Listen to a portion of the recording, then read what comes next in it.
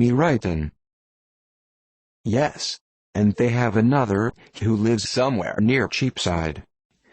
That is capital, added her sister, and they both laughed heartily.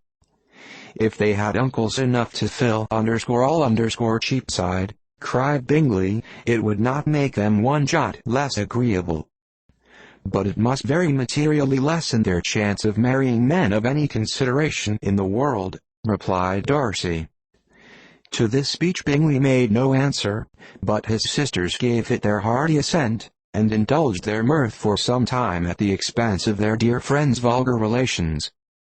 With the renewal of tenderness, however, they returned to her room on leaving the dining-parlour, and sat with her till summoned to coffee. She was still very poorly, and Elizabeth would not quit her at all, till late in the evening, when she had the comfort of seeing her sleep, and when it seemed to her rather right than pleasant that she should go downstairs herself.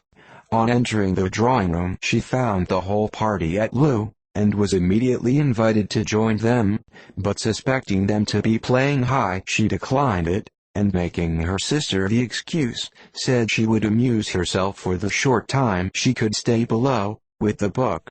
Mr. Hurst looked at her with astonishment. "Do you prefer reading to cards?" said he. "That is rather singular." "Miss Eliza Bennet," said Miss Bingley, "despises cards. She is a great reader, and has no pleasure in anything else." "I deserve neither such praise nor such censure," cried Elizabeth. "I am not a great reader, and I have pleasure in many things." "In nursing your sister I am sure you have pleasure," said Bingley, "and I hope it will be soon increased by seeing her quite well." Elizabeth thanked him from her heart, and then walked towards the table where a few books were lying. He immediately offered to fetch her others, all that his library afforded. "And I wish my collection were larger for your benefit and my own credit, but I am an idle fellow, and though I have not many, I have more than I ever looked into." Elizabeth assured him that she could suit herself perfectly with those in the room. "I am astonished," said Miss Bingley, "that my father should have left so small a collection of books. What a delightful library you have at Pemberley, Mr. Darcy." "It ought to be good," he replied. "It has been the work of many generations. And then you have added so much to it yourself, you are always buying books. I cannot comprehend the neglect of a family library in such days as these." "Neglect?